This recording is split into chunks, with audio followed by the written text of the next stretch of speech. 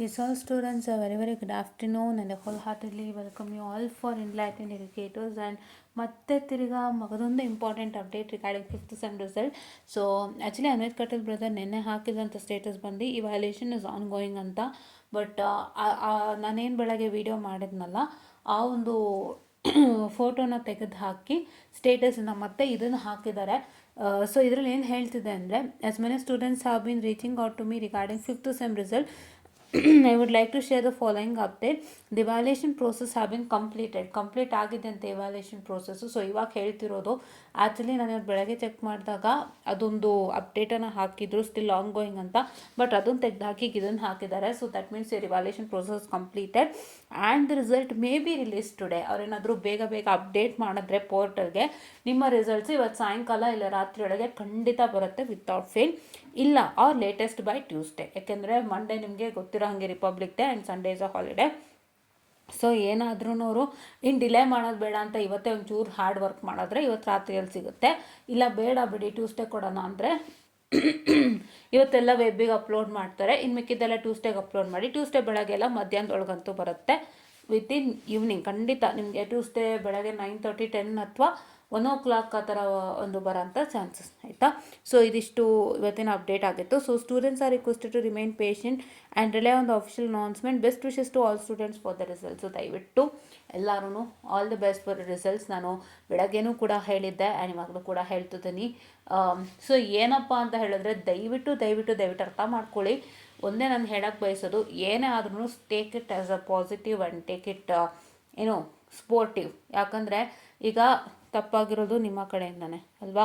ನೀವು ಎಕ್ಸಾಮ್ ಚೆನ್ನಾಗಿ ಮಾಡಿಲ್ಲ ಅಂದಾಗ ಸುಮ್ಮನೆ ಅದು ಅಳೋದ್ರಲ್ಲೂ ಪ್ರಯೋಜನ ಇಲ್ಲ. ನಮ್ಗೆ ಅನ್ಸುತ್ತೆ ಮಾರ್ಕ್ಸ್ ಬಂದಿಲ್ಲ, ಈಗ ನಾವು ಕಷ್ಟಪಟ್ಟು ಶ್ರಮ ಹಾಕಿ ಮಾರ್ಕ್ಸ್ ಬಂದಿಲ್ಲ ಅಂದಾಗ ನಾವು ಕಣ್ಣೀರು ಹಾಕ್ತೀವಲ್ಲ, that has a value because we have put in some effort and we are the one who expects things when we put an effort.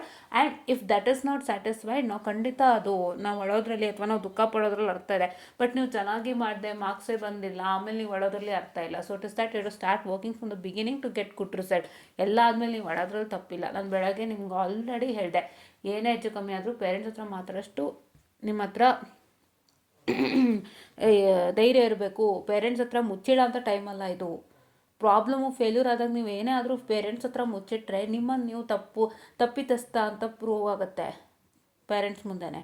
ನಿಮ್ಗೇನು ಸಮಸ್ಯೆ ಆಗ್ತಿದ್ರು ಹೇಳ್ಕೊಳ್ಳಿ. ಮುಚ್ಚಿಡೋದ್ರಲ್ಲಿ ಏನು ಏನಂತ ಹೇಳ್ತಾರೆ, ಮುಚ್ಚಿಡೋದ್ರಲ್ಲಿ ಒಂಥರ ನಿಮಗೆ ಏನಂತ ಹೇಳ್ತಾರೆ, ಒಂದು ರೀತಿಯಾದಂಥ ಒಂದು ತಪ್ಪದು. ಮುಚ್ಚಿಡೋದ್ರಲ್ಲಿ ತುಂಬ ದೊಡ್ಡ ತಪ್ಪದು.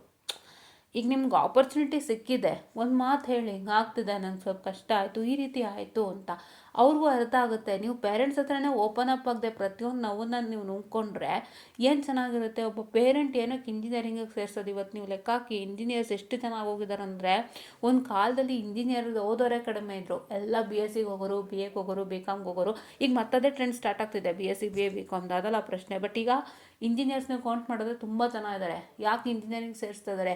ಯಾವುದೋ ಒಂದು ಮೀಡಿಯಮ್ ಕಾಲೇಜ್ ಹತ್ರ ಪರವಾಗಿಲ್ಲ, ಏನಕ್ಕೆ ಸೇರಿಸ್ತಿದ್ದಾರೆ, let my daughter become an engineer or let my son become an engineer ಅಂತ ಅಲ್ವಾ.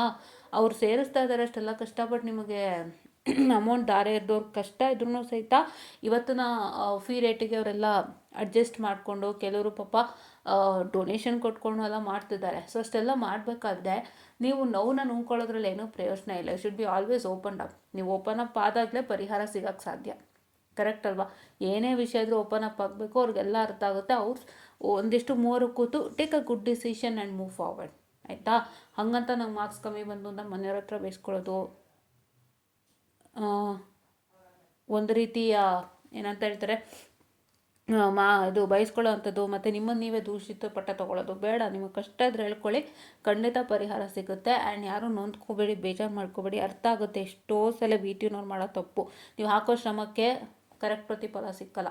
ಸೊ ಅದು ದಯವಿಟ್ಟು ಬೇಜಾರು ಮಾಡ್ಕೋಬೇಡಿ. ಆ ಥರ ತುಂಬ ಆಗುತ್ತೆ. ಈ ಸಲ ನನಗೇನೋ ಗೊತ್ತಿಲ್ಲಪ್ಪ, ನಾನು ಈ ರಿಸಲ್ಟ್ ಬಗ್ಗೆ ಮಾತಾಡ್ತಾ ಇಲ್ಲ, but I am speaking in general. ತುಂಬ ಜನಕ್ಕೆ ಆ ಥರ ಆಗಿ ಏನೇನು ಅನುಭವಿಸಿದ್ದಾರೆ ಅಂತ ನಾನು ನೋಡಿದ್ದೀನಿ. But I am not speaking about this set of result which is going to come in today or Tuesday ಆಯಿತಾ. ಈ ಸೆಟ್ಸ್ ಆಫ್ ರಿಸಲ್ಟಲ್ಲಿ ಒಂದು ಎಲ್ಲರಿಗೂ ಒಳ್ಳೆಯದಾಗಲಿ. ಬರೆದಿರೋ ಅಂಥ ರಿಸಲ್ಟಿಗೆ ಪ್ರಾಪರ್ ನ್ಯಾಯ ಸಿಕ್ಕಲಿ ಅಂತ ನಾನು ಆಶಿಸ್ತೀನಿ ಅಷ್ಟೇ. ಅದೇ ಬೇಕಿರೋದು ಮೇನ್. ಇಲ್ಲ ಅಂದರೆ ಎಷ್ಟೋ ದಿನ ಸ್ಟೂಡೆಂಟ್ಸ್ ಭವಿಷ್ಯ ಹಾಳಾಗುತ್ತೆ. It's my humble request. ಖಂಡಿತ ನಾನು ಅನ್ಕೋತೀನಿ ಈ ಬರ್ತಾರೋಂಥ ರಿಸಲ್ಟಲ್ಲಿ ನ್ಯಾಯ ಸಿಕ್ಕೇ ಸಿಗುತ್ತೆ. ಯಾರು ಚೆನ್ನಾಗಿ ಬರ್ದಿದ್ದೀರಿ ಎಲ್ಲರಿಗೂ ಒಂದು ಒಳ್ಳೆ ರೀತಿ ನ್ಯಾಯ ಸಿಗುತ್ತೆ ಅಂತ ಹೇಳ್ತಾ, I just one of the sessional students and please to stay tune. ಇವತ್ತಿಲ್ಲ, ಟ್ಯೂಸ್ಡೇ ಅಂತೂ ಪಕ್ಕಾ ಬರುತ್ತೆ. ಸೊ ರಿಸಲ್ಟ್ಸ್ ಬಂದಿದ ತಕ್ಷಣ I might not be able to make a video. Possible ಆದರೆ ನಾನು ಅವತ್ತು ಸಾಯಂಕಾಲ ಇಲ್ಲ ರಾತ್ರಿ ಮಾಡೋಕ್ಕೆ ನೋಡ್ತೀನಿ. ಇಫ್ ಇನ್ ಕೇಸ್ ಇವತ್ತೇ ಬಂತು ಅಂದರೆ ನಾಳೆ ವೀಡಿಯೋ ಮಾಡಿ ಕಂಪ್ಲೀಟ್ ಡಿಸ್ಕಷನ್ ಮಾಡೋಣ, ಓಕೆನಾ? So this was all for today ಅಂತ ಹೇಳ್ತಾ, I just one of the sessional and thank you.